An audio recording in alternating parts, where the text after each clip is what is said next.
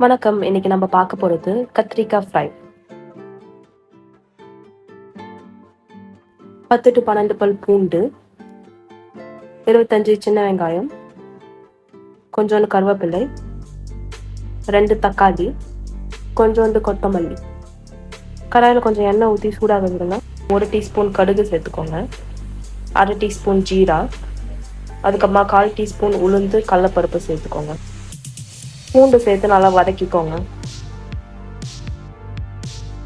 இப்போ வெங்காயம் சேர்த்துக்கோங்க.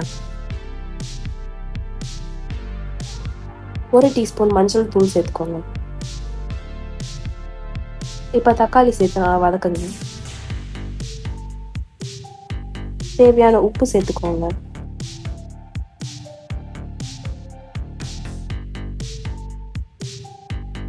இப்போ வெட்டி வச்சிருந்த கத்திரிக்காய் சேர்த்துக்கோங்க. இப்போ கொஞ்ச நேரம் மூடி நல்லா வேக விடுங்க. 3 டீஸ்பூன் குழம்பு பொடி சேர்த்துக்கோங்க.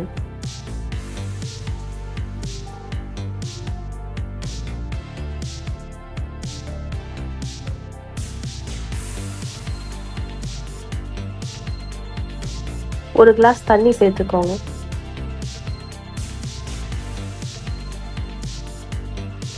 இப்போ இதை சிம்மில் வச்சு கொஞ்சம் மூடி வைங்க. கடைசியாக 1 டீஸ்பூன் நல்லெண்ணெய் சேர்த்துக்கோங்க.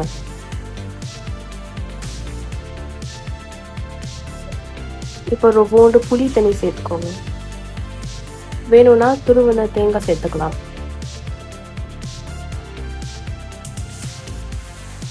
கத்திரிக்காய் ஃப்ரை ரெடி ஆயிடுச்சு. உங்களுக்கு இந்த வீடியோ பிடிச்சிருந்துச்சுன்னா லைக் பண்ணுங்கள், ஷேர் பண்ணுங்கள், சப்ஸ்கிரைப் பண்ணுங்கள். தேங்க்யூ.